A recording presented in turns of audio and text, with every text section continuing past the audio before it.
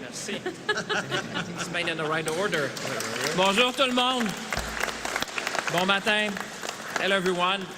Merci Mona de l'introduction. Ladies and gentlemen, Canadians who are watching from coast to coast. I just want to start. Je vais saluer d'abord ma collègue, la ministre Joly. Merci Madame la ministre. Évidemment, on sera au rendez-vous. C'est ça le message qu'on vous envoie ce matin avec la ministre Joly, le ministère de l'Économie, le ministère de l'Industrie ici au Canada. Ma collègue Paddy Hajdu, qui évidemment va représenter tout le secteur des travailleurs. Puis j'en profite ce matin de remercier les différents leaders syndicaux qui sont avec nous ce matin. Merci de votre présence. This is Team Canada at its best.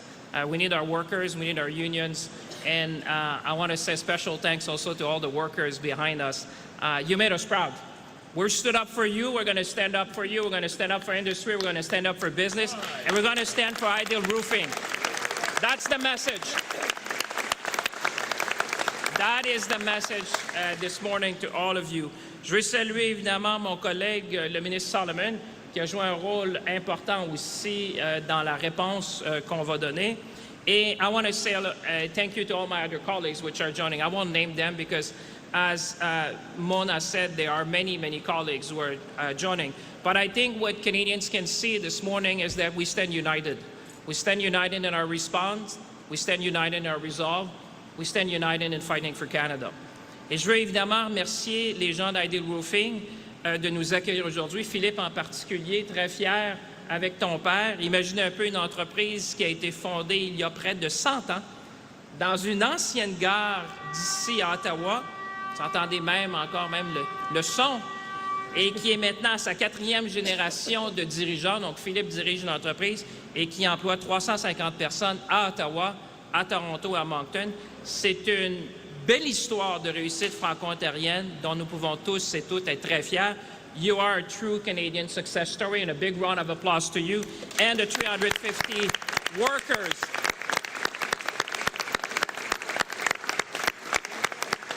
You know, you're supplying roofing across the country, and I saw employees who started when you were very young. They told me you were very young when they started, but now you're leading the company, and we're going to support you as we go forward.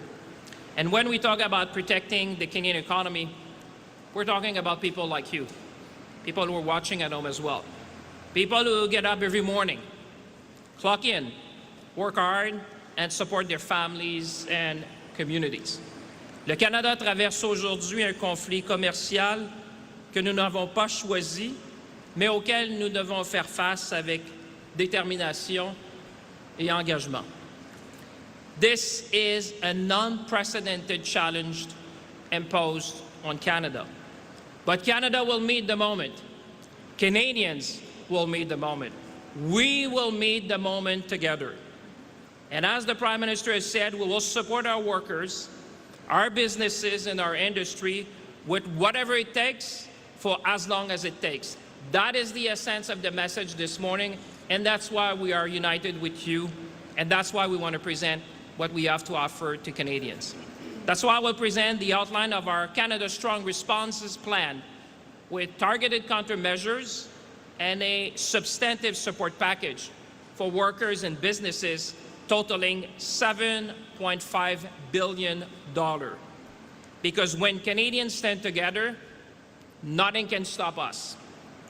Over the past several months, as you have seen, our government has worked intensely and in good faith to reach a mutually beneficial trade agreement with the United States of America.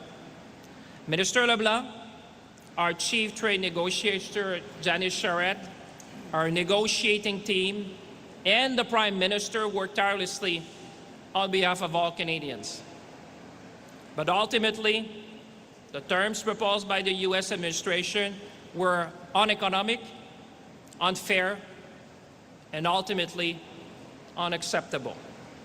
They asked too much of Canada and offered too little in return. Accepting them would have harmed our workers, people like you see here today, weaken our industries, and compromise principles fundamental to our nation. So we stood up for our workers, we stood up for our businesses, we stood up for Canada. Nous n'avons pas choisi ce conflit commercial, mais lorsque notre intégration économique est utilisée comme levier à exploiter, plutôt que comme fondement d'un partenariat gagnant-gagnant, nous devons nous tenir debout et défendre nos intérêts, défendre nos travailleurs, défendre nos entreprises et défendre notre souveraineté économique. Jamais nous n'accepterons qu'un autre pays nous dicte la voie à suivre. Notre avenir nous appartient en tant que Canadiens. C'est l'essence même d'être maître chez nous. On August 22nd, the United States of America imposed tariffs on 50% on approximately $28 billion in Canadian goods. Those tariffs will have real consequences for Canadian workers, businesses, and communities across our nation. Canada must respond, and today we are, in a proportionate, targeted, and strategic way. Today I'm announcing that Canada will match the United States tariffs dollar for dollar, rate for rate. Effective September 8, Canada will impose counter-tariffs of up to 15, 25, or 50% on $27.6 billion in imports from the United States of America. For each product, our tariff would match the American tariff on the same type of Canadian good. Notre objectif est de protéger les travailleurs, les producteurs et les manufacturiers canadiens, comme on voit ici ce matin, tout en plaçant les produits fabriqués ici dans une meilleure position concurrentielle sur le marché canadien. Un peu l'essence de ce qu'on discutait avec Philippe ce matin, de donner une chance à nos entrepreneurs, nos bâtisseurs canadiens de pouvoir être compétitifs sur le marché canadien. Notre réplique visera notamment des produits dans les secteurs de l'acier et de l'aluminium, des appareils électroménagers, de l'équipement agricole, des pâtes et papiers et de l'électronique. Our existing counter-tariffs, including those on automobiles, will remain in place. Canada's remission framework will also remain available to mitigate unintended consequences for Canadian businesses.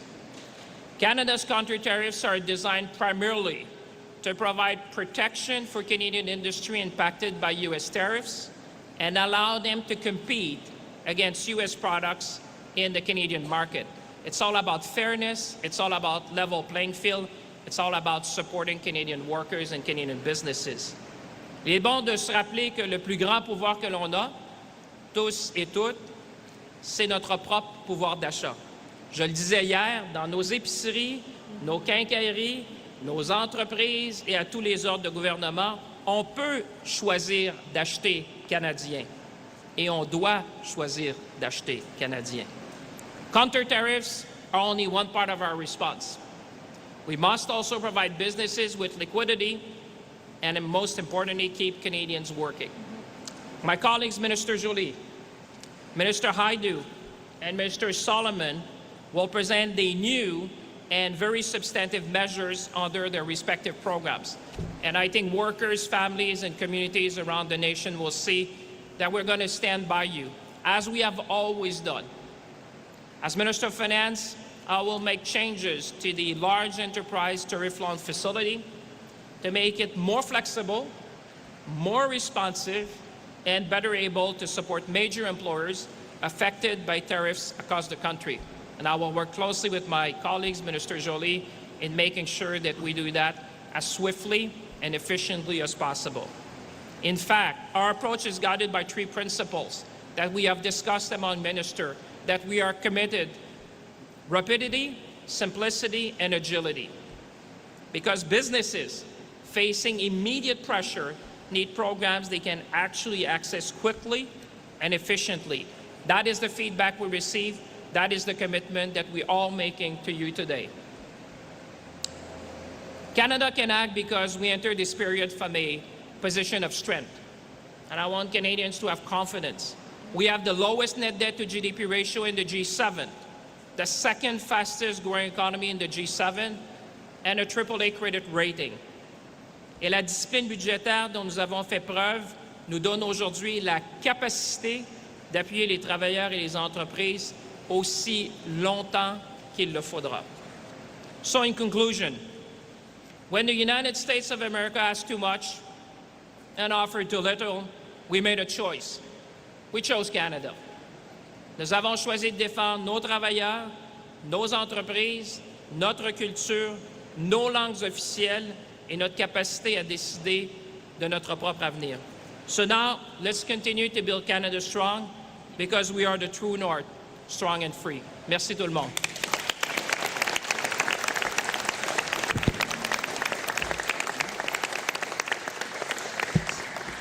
Merci, François-Philippe, pour ton leadership. Merci pour, évidemment, mettre la table au prochain chapitre qu'on va entendre aujourd'hui.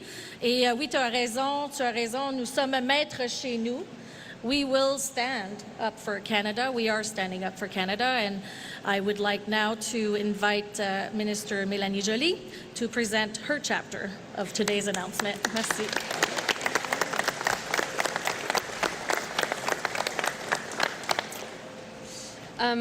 Thank you so much. Merci François-Philippe d'avoir présenté ça. Merci pour ton travail aussi pour justement nous aider à être capable de mettre en place cette réponse au tarif qui est si importante.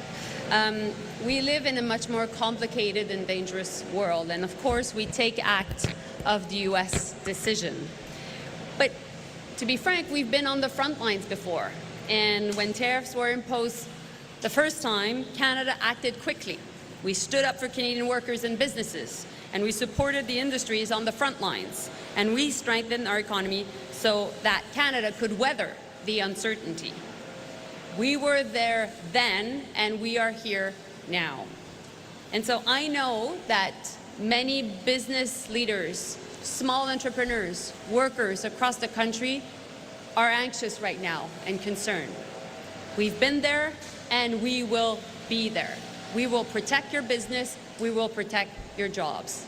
Donc, je sais qu'il y a beaucoup de préoccupations, d'anxiété présentement de la part des petites entreprises, des entrepreneurs qui sont tout à coup affectés par les nouveaux tarifs annoncés par le président Trump. On était là par le passé. On l'est maintenant. Aujourd'hui, on va être là pour vous. On va être là pour vous aider. Et d'ailleurs, on était là pour Philippe et Claude parce que, dans le fond, vous avez été affectés par la première tranche de tarifs. Et puis, vous avez été capable de garder votre gang extraordinaire ici.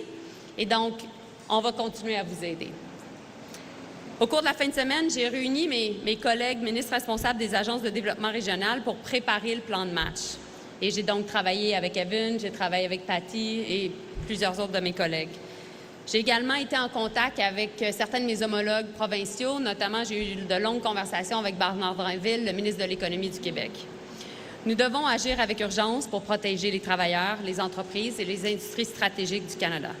I will be heading later today to Alberta, to British Columbia and Ontario to meet with business leaders and workers directly affected by these tariffs, hear what they need from government, and make sure that our support is reaching those who need it the most. We will be agile and flexible, and we will continue to adapt as we go. We will not accept a bad deal that asks too much of Canada and offers too little in return. And of course, as François-Philippe just announced, we will respond to the U.S. tariffs dollar for dollar. My job in the context of this crisis is to present the support measures for industries affected by these tariffs. And so our government is introducing a $7.5 billion package of new enhanced measures. So this package includes a lot of support through different agencies. So if you're a small business right now, you have to contact either your regional development agency or the BDC, which you're potentially already working with. Small businesses, through the regional development agencies, will have access to $3 million of non-repayable loans, so basically grants for $3 million, and up to $2 million of interest-free loans. And the businesses that will be able to have access are around those that will have $1 million in revenues. That entire support through the regional development agencies, that may be ACOA in Atlantic Canada, DEC in Quebec, FedDev in Ontario, which Evan is in charge of, Fenor and Northern Ontario, which Patty is in charge of, Prairie Scan, which our colleague Eleanor is in charge of, and Pacific Can also in BC, which Gregor Robertson is in charge of, and Canor, which our colleague Rebecca Chartrand is in charge of, will all be ready to help you. Now, the other way we'll be able to help a lot of our small businesses is through the BDC, which will have $500 million to support through interest-free loans that will be between $250,000 to up to $5 million. And there will be no repayment, no capital actually to pay back to the BDC for the next 36 months. So after the Trump administration. And so what businesses will need to show is they only need to show that their cash flow will be impacted by the tariffs. So the cash flow forecast is clear that basically they'll be impacted by the tariffs. And finally, for bigger businesses, so medium and big businesses, we will work through the Strategic Response Fund, so through the Canada Strong Diversification Fund, to help businesses. And we are now putting $2 billion to support these medium-sized and big businesses. Donc, notre objectif présentement, c'est d'aider les petites et moyennes entreprises et également d'aider les plus grandes entreprises. Pour les petites entreprises, ça va être via DEC au Québec, donc l'Agence de développement économique régional. Il va y avoir du soutien non remboursable jusqu'à 3 millions de dollars qui va être offert aux entreprises affectées par les tarifs et 2 millions de dollars aussi de liquidité, donc de prêts sans intérêt.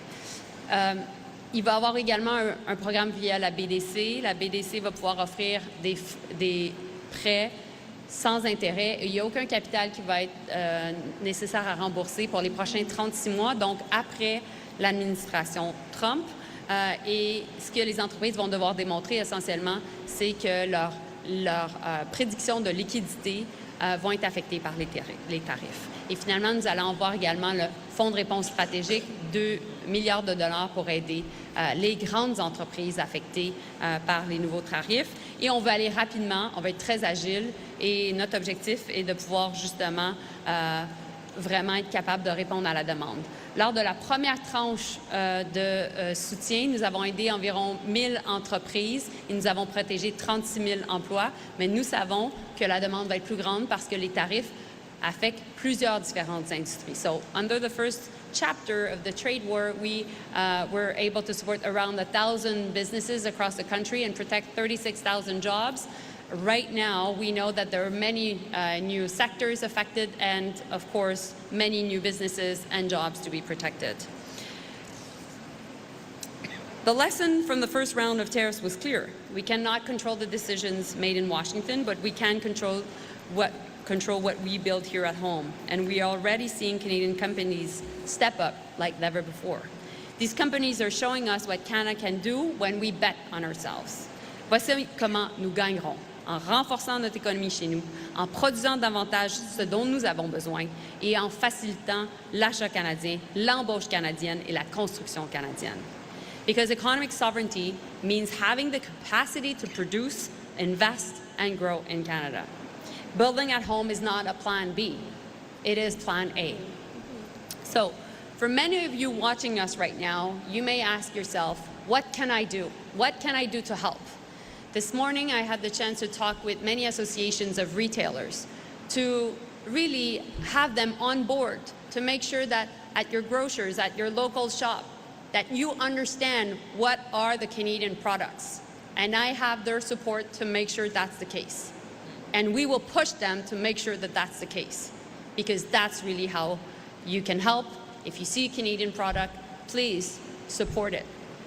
Because what is really important from this new chapter of the trade war is that actually when you choose a Canadian product, you're not only putting pressure on the US.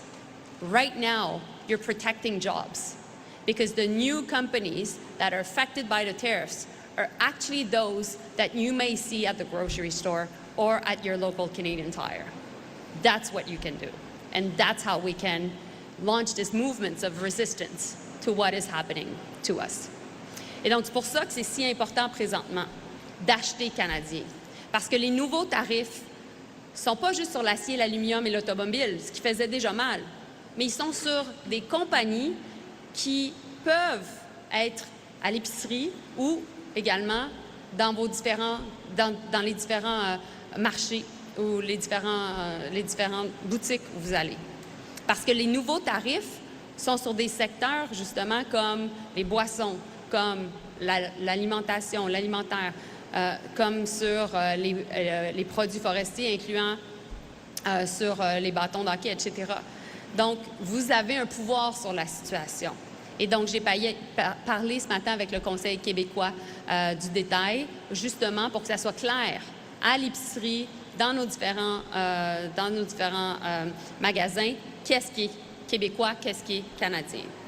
And so for the rest, we'll continue also to pivot, to work with new allies and also with our trading partners, because we need to position Canada as a partner of choice of investment, trade, and security. We'll continue to make sure that our businesses have access to more markets, more investments, and more opportunities for Canadians. So we're choosing our own course. We cannot wait for Washington to decide our future. We're strengthening our economy and building a more sovereign Canada. Merci beaucoup. Merci, merci. Merci, merci.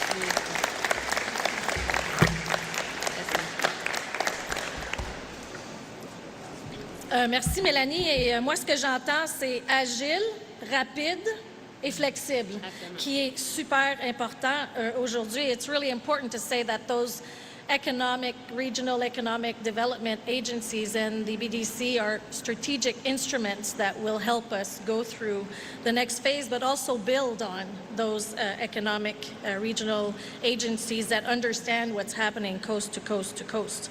And now to talk about the next chapter of this announcement, I would like to introduce Patty Hajdu, Minister of Jobs and Families and Minister responsible for the Federal Economic Development Agency for Northern Ontario. Merci beaucoup, Patty, d'être ici aujourd'hui.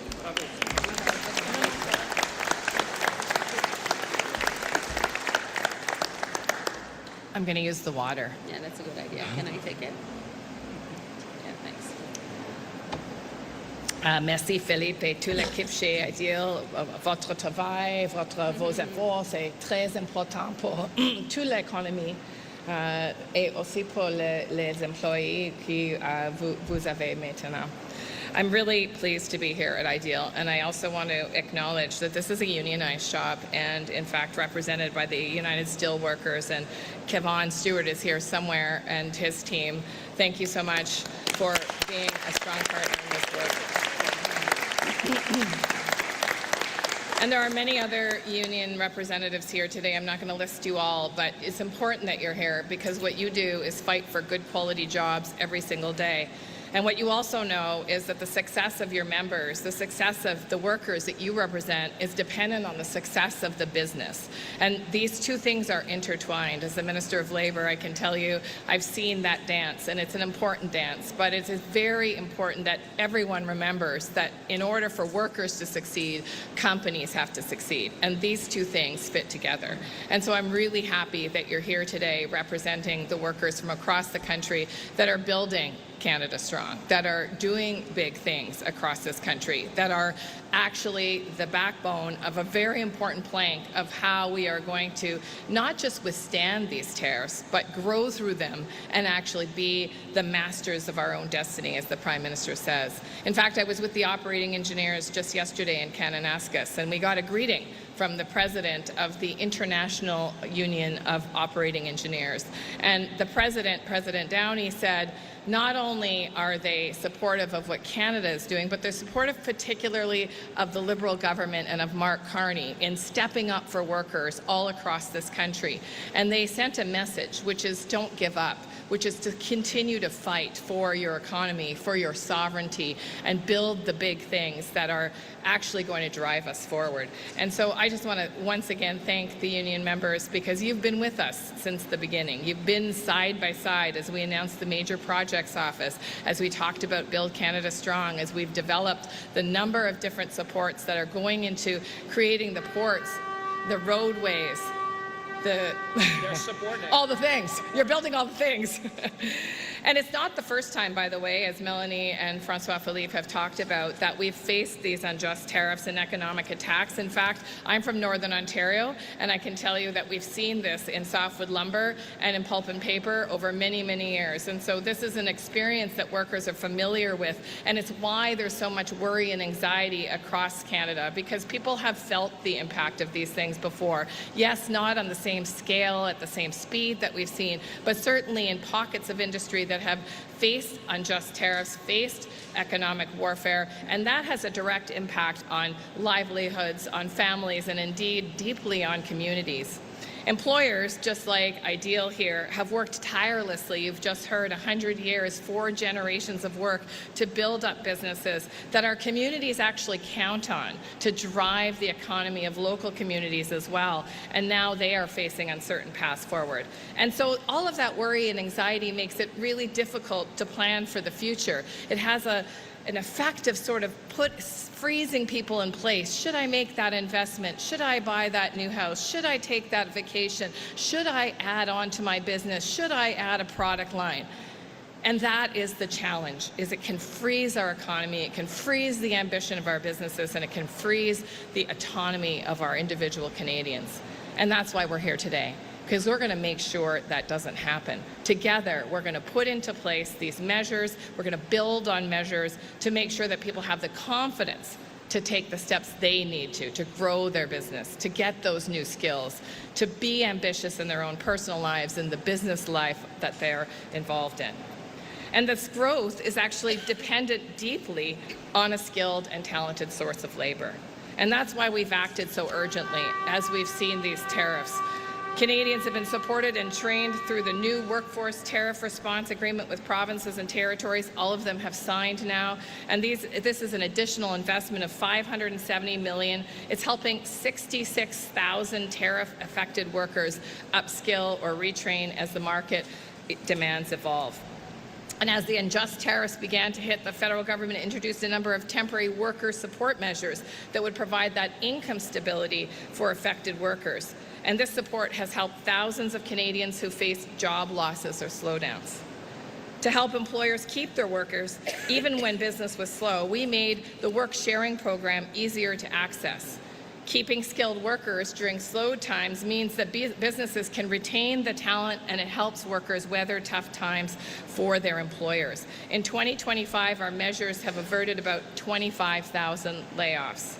We also introduced the Worker Retention Grant, which helps provide employers a top-up pay to their workers, which helps them maintain closer to normal income levels as they take that training during non-worker time. You can see what we're trying to do is make sure that when a company has that time to pivot to new products, to new markets, to new processes, they don't lose all the talent that they spent years developing. It can be another hit to a business's growth if they can't keep that talent in place.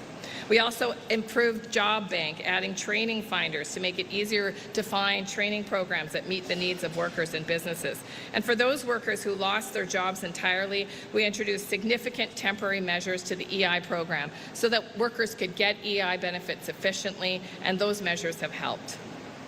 But the imposition of new tariffs means that additional threats to our workers, businesses, and communities are significant, and we need to continue to do more. Tout accord qui limite notre souveraineté, compromet notre autonomie, sape notre culture et notre langue, affaiblit nos secteurs clés ou nous empêche de développer nos relations commerciales n'est pas un bon accord. So we will double down to ensure workers and businesses can weather this storm. Canada will invest an additional $3.5 billion over 4 years to provide the stability that our economy and our people need during this time. So for workers, we'll extend those 3 EI temporary measures already in place by up to 1 year. The 1-week EI waiting period will continue to be waived so that claimants can receive benefits the minute they lose their job. Workers will continue to be able to access EI benefits immediately without exhausting any severance pay. That's vacation pay, any time accrued, so that support starts quickly and all severance money stays with the worker. 20 additional weeks of regular benefits will continue to be available for long-tenured workers so that workers who need more time to find new employment have the access to additional weeks of income support. And the best news for workers is when they stay in their workplace, even during slower times, it's good news for their employers. So we're going to enhance the worker retention and retraining program to go even further than the existing measures to help employers keep their workers even in periods of reduced operations. Employers will be able to reduce employees' work schedules to as little as 2 days per week, while workers receive EI benefits to help replace a portion of their lost earnings on days not worked. When the employer arranges for training activities in the off days, the income replacement will be 70% of total earnings, as opposed to 55% of insurable earnings under the previous work sharing program. And the program will include a new $1,000 training dollar bonus per employee, and this will be delivered with regional development agencies so that those small and medium-sized enterprises can get the help that they need very quickly. And we'll make it easier for employers to access the program by reducing red tape and administration burdens. These new supports are designed to be strong and flexible, and they're built on what we heard from industry through the first round of work-sharing programs. And I want to thank everyone, including Forest Products of Canada, who I spoke with last night, about how to make this program actually fly for employers. This is about keeping that talent in place, giving workers the support they need so they can focus on supporting their employer to grow new products and to grow new markets. For workers, it's also a sign that we know a job is more than a paycheck. It's a purpose. It's a career. And the more people that can keep their jobs, their current jobs, the healthier and more productive our communities remain. But for those that lose their jobs, even with those supports for employers, we're going to make it even easier to get employment insurance. We're going to amend the reasons for separation rule, which ends and will end the penalization of access to EI benefits for workers who recently chose to change jobs. De plus, nous suspendons ce qu'on appelle la règle relative au motif de cessation d'emploi, mettant ainsi fin à la pénalisation effective en matière d'accès aux allocations chômage pour les salariés qui ont récemment choisi de changer d'emploi. You shouldn't be penalized from accessing employment insurance if you left a job recently to get a different job. And so we're going to make sure that you can access EI if, in fact, you've lost your new job. And we'll make sure that Job Bank has the best information available about what jobs are out there, including on major projects, in defense investments, or through community investments. And we'll work to make sure that job seekers are more easily connected to this valuable service. So you can see from the package of measures that Mélanie and François-Philippe and I have spoken about today that we're not taking these attacks on our economy lying down, because Canadians are fighters who stand up for their businesses and for their families and for their communities. And so we're making sure that the tools that we need to pivot to new markets, to change products or services and come out stronger than ever are there now and for as long as it takes to weather this storm. Because Canadians know how to navigate storms. They know, just like unions, that by standing up together, sticking up for each other, and finding new paths, we actually can get through anything. And these measures today will serve as the tools for the next part of our fight to build Canada strong. Thank you very much. Very good.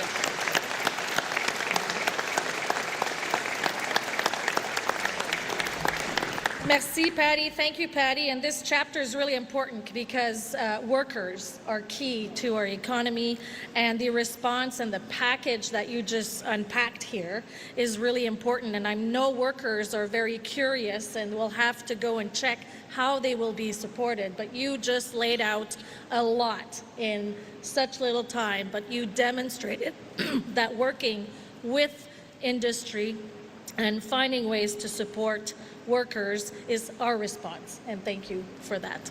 Alors maintenant, pour pouvoir entendre un peu plus ce qui se passe via, entre autres, le soutien d'une agence économique régionale, je vais inviter le ministre Evan Solomon, Minister of Artificial Intelligence, Digital Innovation, and also Minister responsible for the Federal Economic Development Agency of Southern Ontario, to come in and share his chapter on today's announcement. Merci, Mona. Bonjour à toutes et à tous. Merci, Ministre Champagne, Joly, Hajdu, Giovanna. Great to see you here. Lots of great colleagues. Et merci à Claude et Philippe et à toute l'équipe ici d'Ideal Roofing de nous accueillir aujourd'hui. Quelle entreprise formidable ici, une vraie championne canadien franco-ontarienne. C'est vraiment une grande compagnie merveilleuse. Thank you. Some of the employees I've met 34 years, some a year. We're here to ensure that a company founded almost 100 years ago is here for the next 100 years, like many companies. This is FedDev territory, and we are glad to partner.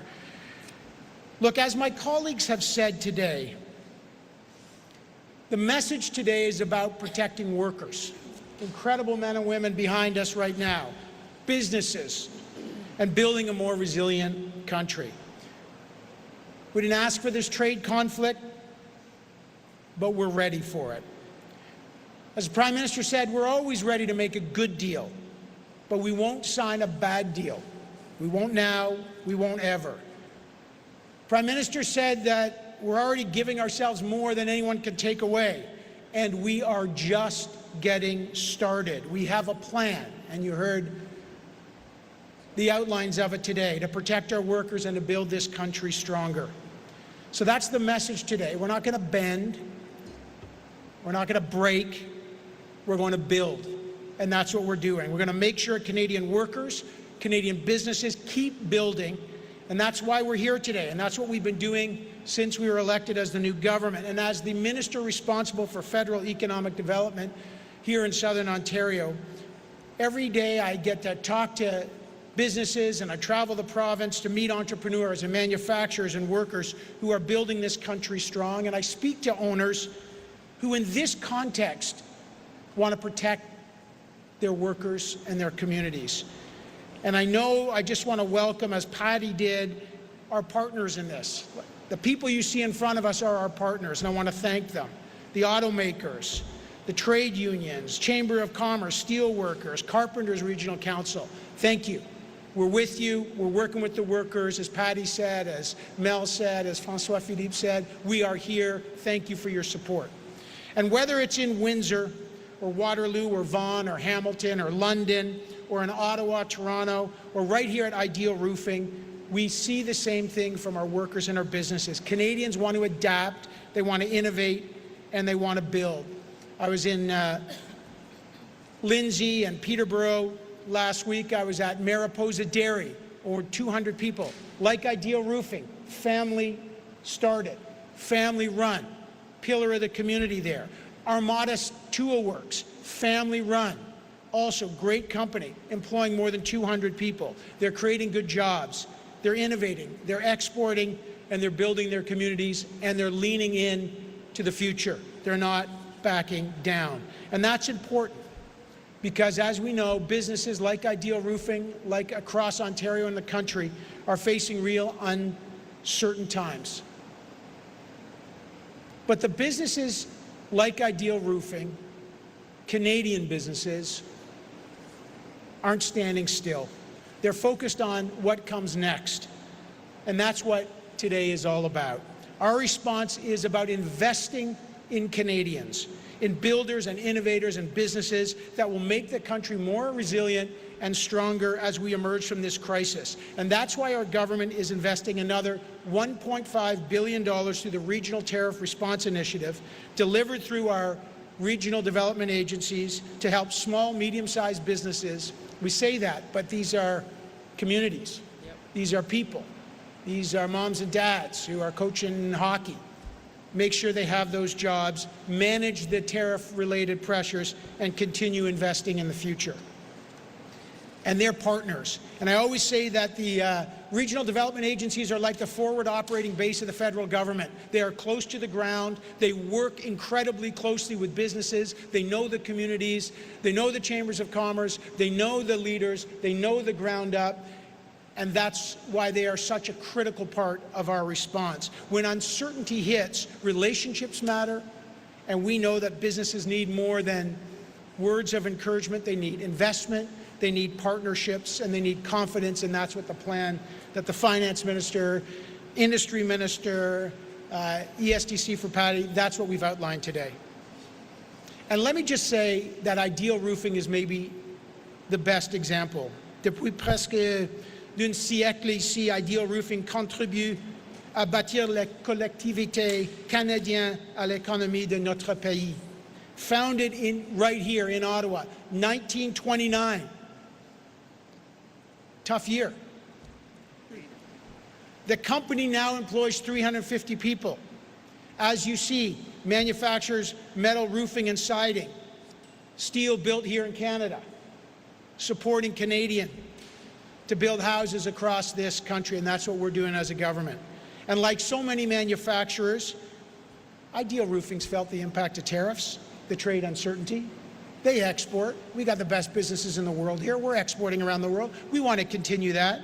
The easiest thing would have been to pull back and wait, to pause, to let the uncertainty freeze growth. Instead, Ideal Roofing, like so many companies, has chosen to invest, to get on the front foot. They're choosing to build. And that's why I was so proud that with $700,000 of investment through the Regional Tariff Response Initiative, through FedDev, Ideal Roofing is now investing in new advanced manufacturing equipment, and we just saw it when we toured. There'll be more in other factories around the country to strengthen the company's productivity and competitiveness. Claude and Philippe, his team, I'd say your family, but I'm sure, you've been here so long, you're like family already, are making sure that not only they get through the crisis, but they're going to be stronger when we come out of it. And that's exactly what the rest of the country's going to do. It's the kind of company we want to support. That's why we're proud to be here. It's how Canada succeeds. We invest, we innovate, we build, we fight. And I've seen that at Mariposa Dairy and Armada Tool Works, or Comoldco in Guelph, the mold makers, like the auto sector, the parts makers, tool and die makers, determined and ready to compete. So to the team, to the workers at Ideal, thank you for continuing to do this. Thank you for giving us a real example. Lead, invest, persevere, grow. And to the other innovators in Southern Ontario, FedDev is with you, the government's with you. As François-Philippe said, it is going to be simple, agile, flexible. We are here to partner and make this work pragmatically. We'll get through it. We got a plan. This government was elected knowing that the world was changing. It's changing.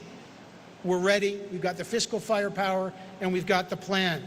We're in a fight today, but know this, with companies like Ideal, with the support and the innovation, we'll get through it stronger. So I want to thank you very much. Merci beaucoup. And thank you for hosting us here at such a great company.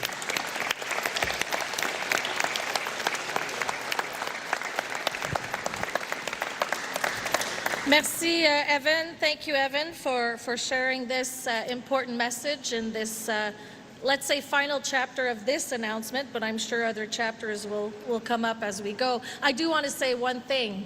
I think we heard a very loud message today. Today, we buy Canadian. On achète canadien. Ça va être important de soutenir nos entreprises, nos travailleurs, nos familles. Et je vous invite à aller faire un geste concret aujourd'hui quand vous allez acheter votre prochain produit. Il faut qu'il soit canadien. Let's make it Canadian. Alors sur ce, je vais... I can see the media ready to go to the next chapter of question and answers. Je vais demander à Audrey d'animer la session de questions-réponses avec les médias. Merci.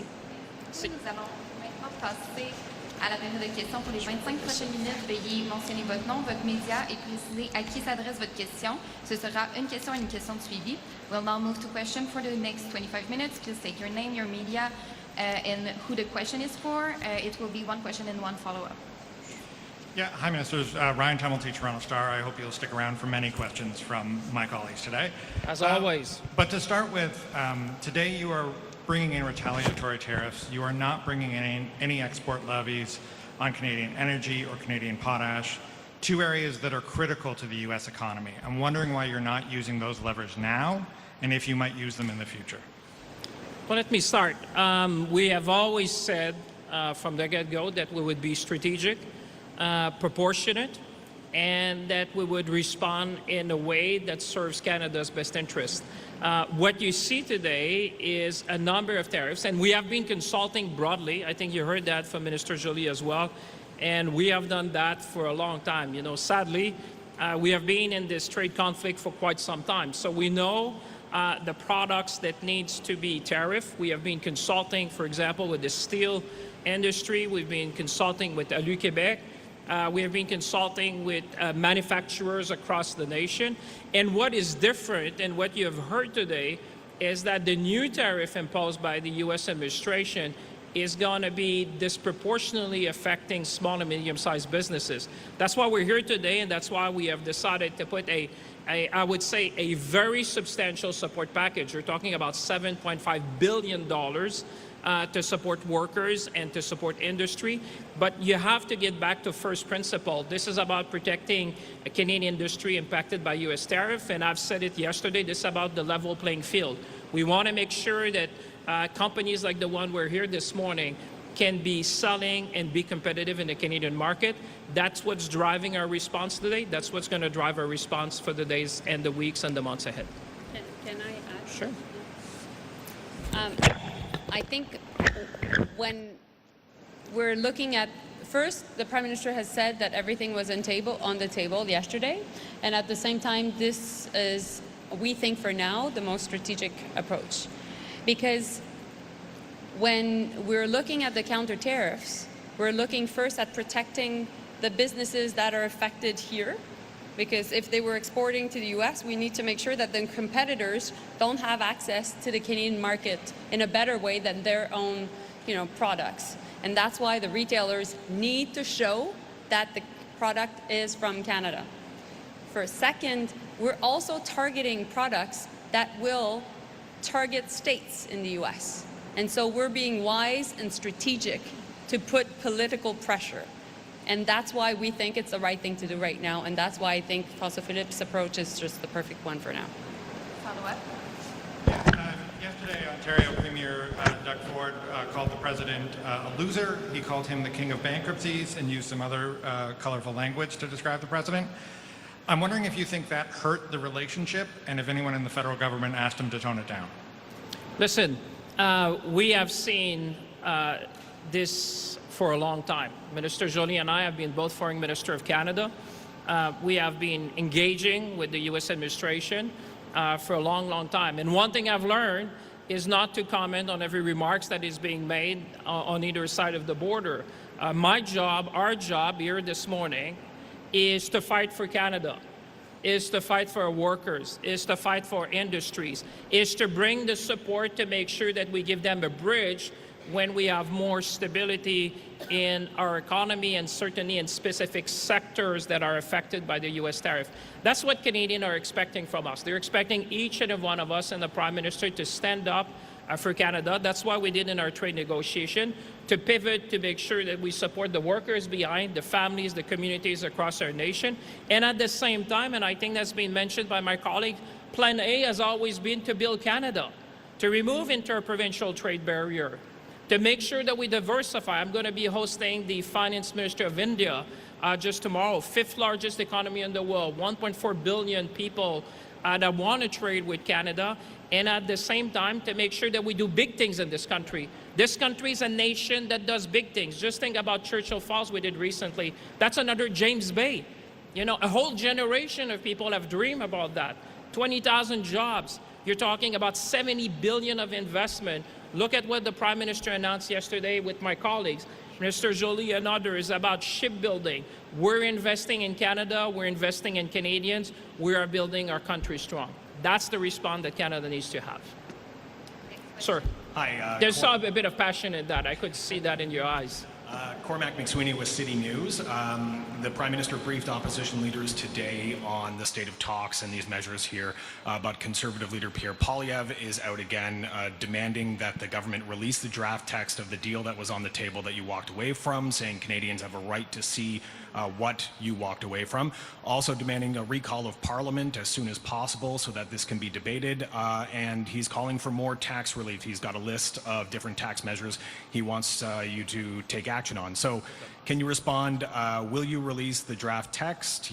Why or why not? Will you recall Parliament? Why or why not? And could there be more tax relief on the way? That's a very smart way. You have 3 questions in one. I'm just looking at your colleagues. They're learning. The first thing, listen, this is probably the most publicly advertised negotiation of a trade agreement I could recall. You know, you've seen a number of media briefings. Minister LeBlanc has been out there with Janice Charette, our trade negotiator, briefing journalists, briefing Canadians at every step of the way, the Prime Minister as well. I can remember one trade negotiation which got more coverage than the one we're going through now. So in terms of transparency, I think Canadians have been able to follow that even on a daily basis.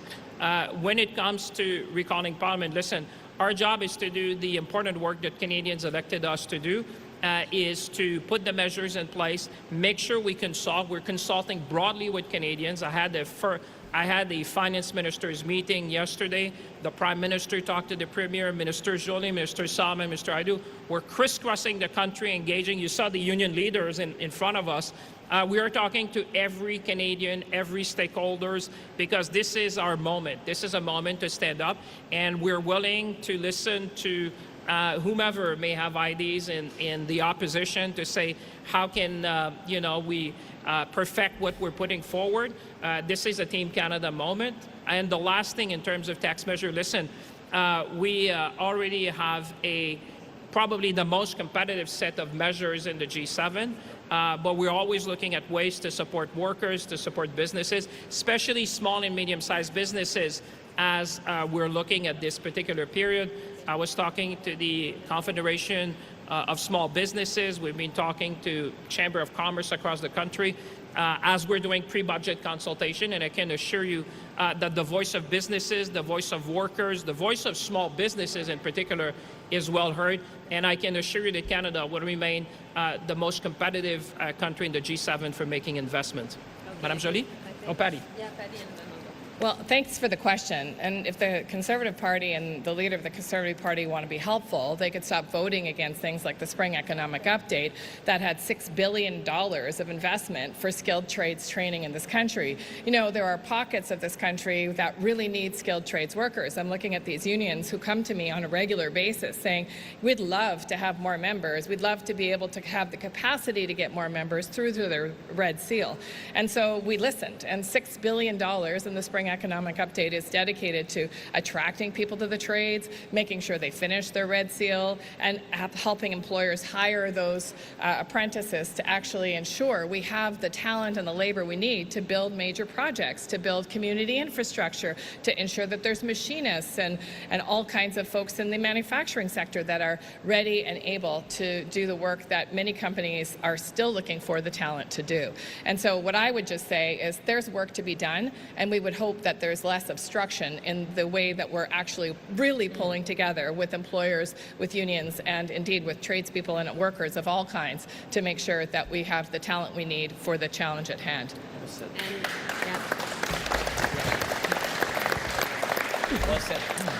And not did they only vote against reskilling workers, they also voted against any form of support for our businesses that we've been putting forward to help the auto, steel, aluminum, and forestry workers that are affected by the tariffs. So just basically walk the talk. That's what I would say to Mr. Poilievre. Just to go back on the question on Doug Ford. Of course, we all know that Premier Ford is a very colorful person. I have a really good relationship with him. I must say that the auto sector is a key consideration for this government. Of course, and the steel sector, both are very much present in Ontario. I've been in contact with the president of Ford Canada, the president of Honda Canada and the president of Toyota Canada following the threats of 50% of tariffs against auto. And so, of course, we'll fight back. And of course, emotions are high, but while this is all happening, we'll be smart and we'll be strategic and we'll fight for every of these jobs. Thank you. Merci. And then as a follow-up, it sounds like a no to releasing the text. I'll let you correct me if I'm wrong in that, but I want to ask about Keystone XL pipeline. You were not at the table for the negotiations, but you guys have been briefed on the negotiations. Can you confirm whether or not Keystone XL was a part of the deal? Was it used by Canada as a bargaining chip? And then also, what was the proposal on the table? Because was it anything beyond the Prairie Connector and the Bridger pipelines that we've already seen moving on both sides of the border? Yeah, now that's 4 questions in 2, but listen, what I can say, and I will defer to Minister LeBlanc, our chief trade negotiator, to tell you specifically what was said on the table. But suffice to say that what we're doing is going back to Plan A. Plan A has always been to build our natural resources. Plan A has always been to build our critical minerals. Plan A has always been to increase our infrastructure. Plan A has always been to diversify our trade.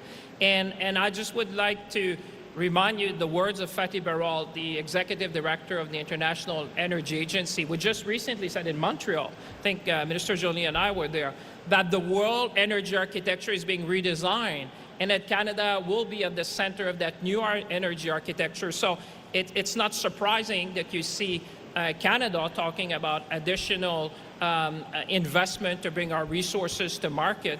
The good thing is that we're diversifying. You've seen that a number of the LNG projects on the West Coast, we already have off-takers in Asia. And more recently, we've seen our German friends, which have said, listen, the most sought-after commodity today is trust.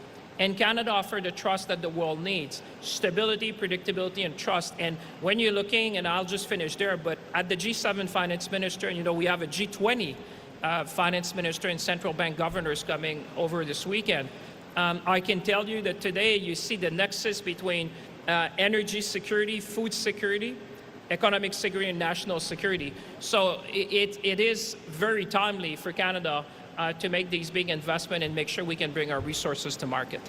Sir? Mike Liquiteur with CTV News for Mr. Champagne.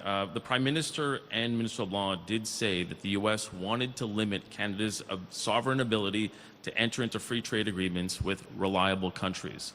Which ones and how are they going to do that? Well, we have always resisted anyone who wants to infringe on the sovereignty of Canada to make sure that we do the deals that are in Canada's best interest. And I would tell you, this is the whole essence of maître chez nous, as we say in French. Standing up for our economic sovereignty is a fundamental principle.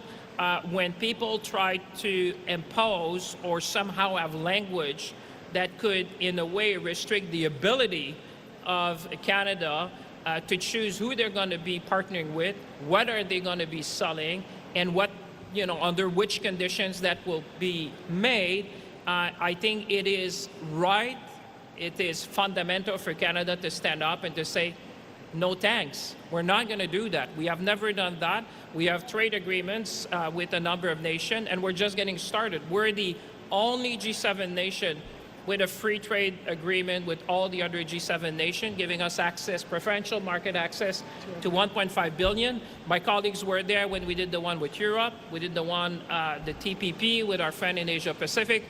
We're engaging with Indonesia. So I think Canadians understand that maintaining our economic sovereignty is non-negotiable. That's what we did, and that's what we'll do. Yeah.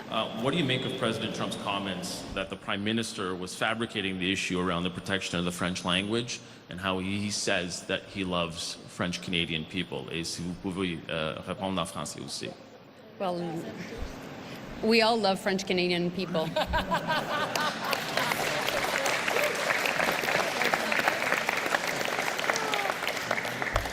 I'm in love with one too, The question is not about love. The question is about sovereignty and what we stand for in this country. We're a country that believes in having 2 official languages. And that's part of why we decided decades ago, years ago, more than 150 years ago, to make this important alliance between English and French people. And, you know, we eventually also have a lot of reconciliation work to do. But that was at the core of the creation of our country. And you know why French and English Canadians decided to eventually create that country of Canada? Because we didn't want to be part of the US. And so that's part of our DNA. Now, forward 150 years later, we need to make sure that we continue to protect that strong alliance. And that is why making sure that we are sovereign, that we're able to take our own decisions when it comes to protection of our bilingualism is key. And I think, of course, French Canadians agree with that, but I really think also English Canadians do so. And as a Minister of Industry, I would like to highlight that it's not only a question of French language, it's more than that. It's a question of protecting the workers in the cultural sector. And that is up to 900,000 people working in our creative industries. By the way, you journalists are all part of that industry. But also, you know, the vast array of, from film production to museums, etc. We need to be able, as a country, to have cultural policies to protect these workers. And that's what our colleague Mark Miller is working on, but also that's why the Prime Minister had to stand up for it.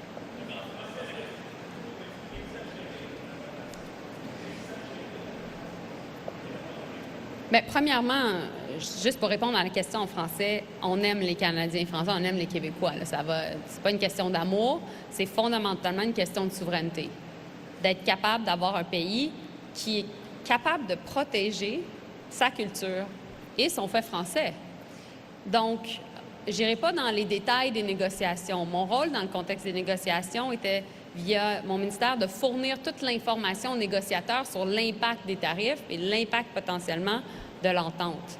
Mais ce que je peux vous dire, par contre, c'est que tous les pays au monde qui se respectent ont des protections sur leur culture, ont des formes de politique culturelle. Et dans le contexte des négociations avec l'Europe, l'Europe n'a jamais laissé aller sa souveraineté culturelle, sa souveraineté numérique. Et donc, c'est important aussi que nous, on le fasse. Et on va continuer à le faire. Tout à fait. Good morning, Ashley Brooks, CBC News. Minister Joly, this morning, President Trump said that since he doesn't expect to do much business with Ontario anymore, that he is seriously considering renaming Lake Ontario the Lake America. Where do you think his head is at, and is there anything you can do to stop that? Sorry, I didn't hear the last part, sorry. Is there the question part? Just before. You said... President Trump said he's seriously considering renaming Lake Ontario Lake America. Okay, sorry. Is there anything you can do to stop that, and where do you think his head is at? We'll always call it Lake Ontario. Great Lakes. Period. We're proud of our Great Lakes. We've navigated the, St. Lawrence River, the Great Lakes, for thousands of years. And it was part of a foundation of our country. And we'll just stand up for what we have. And meanwhile, I really think that while all these shenanigans are happening, we'll just be smart. And we'll be strategic, and we'll fight back.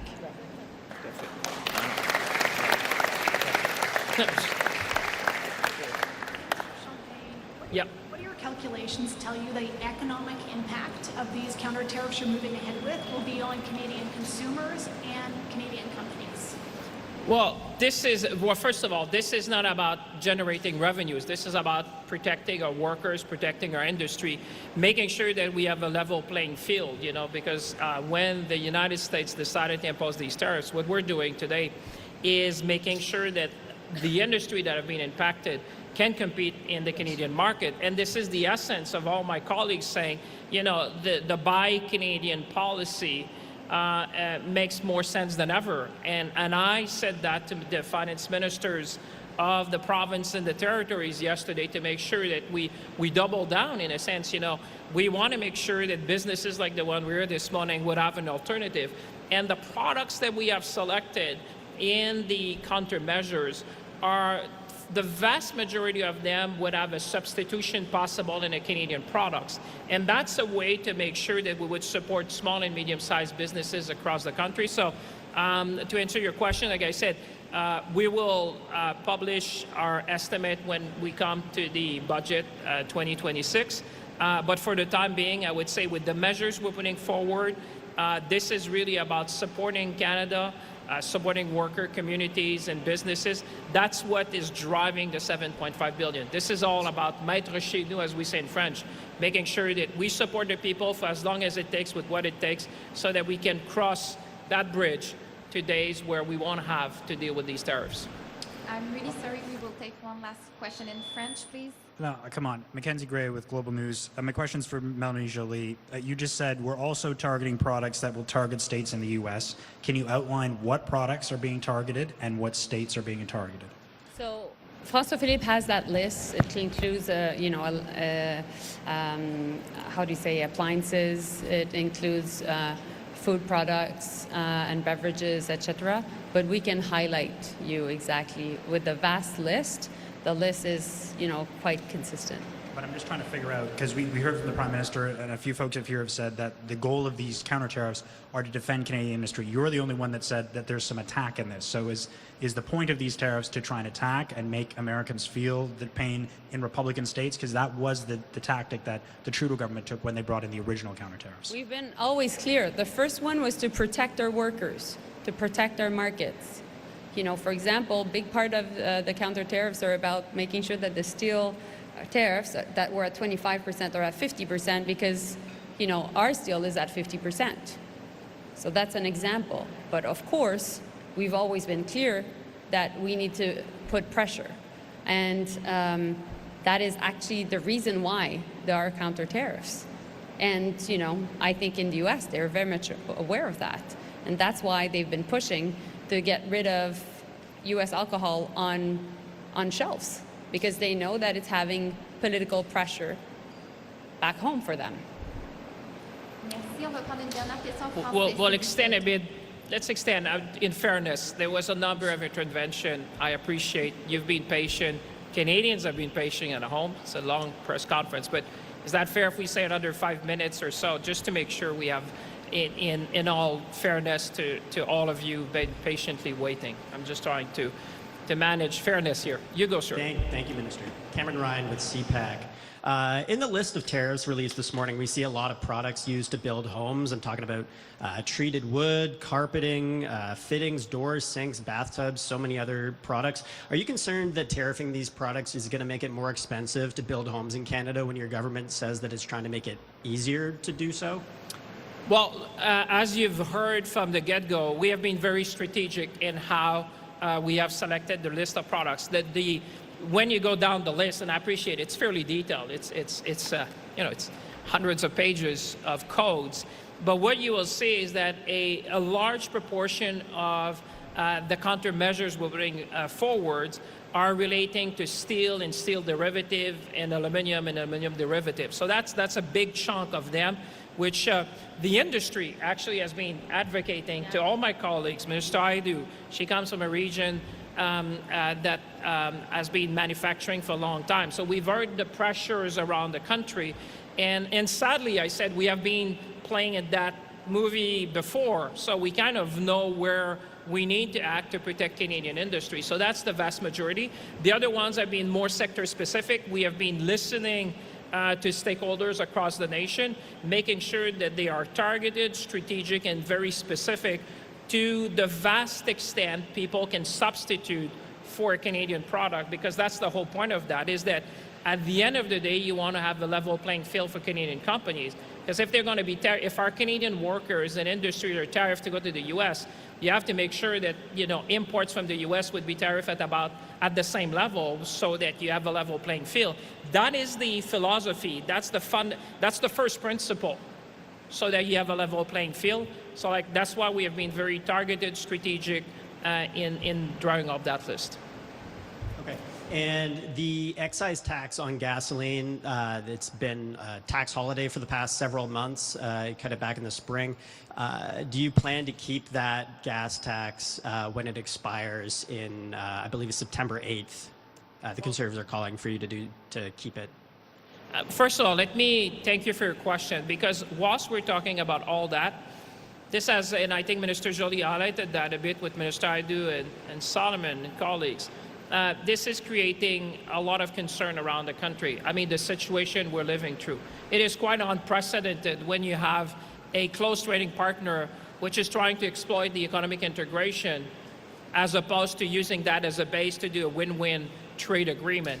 And I can understand for folks watching at home, I want to reassure them that we are confident in the Canadian economy and that what we're doing today is going to support families and communities. To your question, clearly, the things that is top of mind for people watching at home is the cost of living. There's no doubt about that. They're seeing that. This is adding to some anxiety because people are concerned about the end of the week and the end of the month, the price of grocery, the price of gas, the price of rent. What I want to say to Canadians is that we've been acting on all three fronts with the Canada Grocery Benefit to help people, making sure that they have the support they need when they go to the grocery store. On housing, we have done generational investments to support people with affordable housing. And when it came to gas, we suspended the excise fuel tax, the federal excise fuel tax. And so the Prime Minister and I are always listening. We understand cost of living is, if you look at the polls, you would say that Canadians, that's top of mind to everyone. And I can assure you that we're very much seeds of that issue. And we're always looking with my colleagues to support Canadians in times of need. Are you going to do it or not, though? Or you're thinking about it? Have you ruled it out? I think I've answered your question very extensively on that. And I think that's your third question. Thank you. Next But thank you. Thank you for taking my questions today. The Prime Minister said in his speech on Saturday that in this year's budget, Canada will go even further in making Canada more attractive to businesses and investors. Does this mean that there will be more tax reforms incoming? And is Canada still committed, with today's announcement, is Canada still committed to a fiscal anchor for its deficit in the coming years? Oh yeah, we're committed. Listen, what I said to Canadians in the sense, the good thing is that because of the fiscal discipline that we have shown, the Prime Minister, my colleagues and I, with lower expenses and we have higher revenues, if you've seen, we entered this period in a position of strength. That's why I'm saying we're standing here in a position of strength, saying we have the wherewithal to support Canadians, workers, and businesses with whatever it takes for as long as it takes. So that's the first thing. You know, we have the lowest net debt to GDP of any G7 nation. We have, despite all of what we discussed this morning, we are forecasted to have the second fastest growth in the G7. And we are the only country in the G7 with Germany with their AAA credit rating. If you look at the markets, you will see that they believe in Canada. We all believe in Canada. I know Canadians believe in Canada, and they know that we can meet the moment. You've seen comments also from a number of banks this morning that say Canada has what it takes to withstand that for sure. So that's the first thing. The second thing, on being the most competitive, definitely. I would say the marginal effective tax rate today in Canada is the lowest in the G7. We're always looking to make sure that businesses like the one we have here today would have the support they need. Our productivity super deduction is already paying dividend. You've seen we've created record level of employment.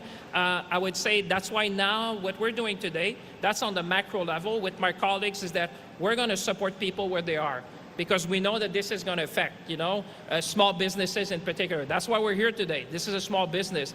That's why you've seen a significant investment in worker support with Minister Hajdu. This is one of the most comprehensive suite of measures that we can put to support our workers. And with Minister Joly and my other colleagues, we're going to make sure that businesses who need our support, we will provide the support they need to weather that. But I would say Canadians at home should feel confident. Canada is entering this period in a position of strength. Follow-up. Thank you. And this is for Minister Joly. President Trump has threatened additional tariffs on auto sector. Just wondering if there are more targeted measures incoming for the auto sector in the coming months or weeks or months. So we, of course, always take note of what President Trump says. We haven't seen anything coming out in terms of executive orders. And therefore, we will take action should there be executive orders. But for now, the tariffs against auto are at 25%, which was the case even before the negotiations that ended up in basically failing last week. Notwithstanding that, the threat to the auto sector is real.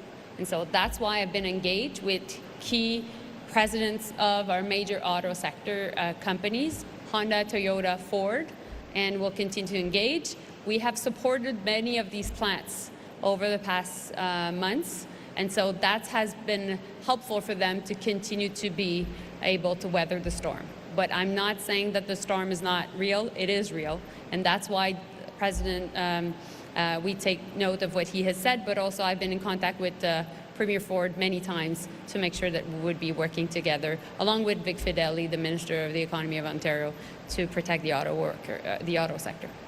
Merci. Dernière question française, s'il vous plaît. Bonjour, Andréane Apablaza, Radio-Canada. Vous avez dit ne pas vouloir d'escalade. Vous imposez des tarifs seulement sur des secteurs déjà visés par les États-Unis. Pourquoi on a l'impression que vous ne passez pas à l'attaque et que vous êtes en mode défensif?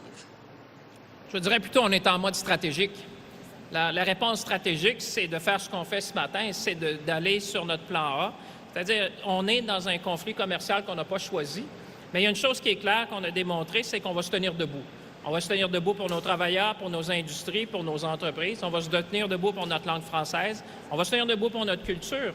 Et c'est ça, être maître chez nous. C'est ça qu'on démontre aujourd'hui. Puis en même temps, non seulement on s'est tenu debout à la table des négociations, mais aujourd'hui, avec mes collègues, on vous présente un plan de 7,5 milliards de dollars, justement pour appuyer nos entreprises, nos travailleurs, pour faire face à cette situation-là. Alors, moi, je pense que les gens qui nous regardent à la maison, les gens sont capables de faire la part des choses. Vous savez, dans un conflit comme celui-là, il faut être stratégique, il faut être mesuré, il faut être sérieux dans la réponse. Et je pense que ce matin, ce qu'on vous présente, c'est une réponse qui est responsable, sérieuse et stratégique pour faire face à la situation comme elle est aujourd'hui. La ministre Joly le disait, écoutez, les choses peuvent évoluer. Hein? On l'a vu, vous savez, on vit dans un moment où il y a énormément de volatilité, de complexité. Et ce moment, ce qu'on essaye de ramener pour nos entreprises, c'est du soutien. C'est-à-dire, on va être avec là, dans cette période-là. Il y a beaucoup de choses qui arrivent en même temps, mais on est là avec vous. On l'a été déjà, parce qu'il faut savoir que ce qu'on annonce ce matin, le 7,5 milliards d'investissements qu'on va faire, de soutien, ça s'ajoute aux 25 milliards qu'on a déjà mis en place dans les 18 derniers mois. Donc, on a déjà été au rendez-vous. Et là, ce qu'on fait avec la ministre Joly, la ministre Hajdu, c'est qu'on bonifie un nombre de programmes, justement, pour être sûr que ça soit simple, que ça soit flexible et que ça soit accessible aux entreprises chez nous.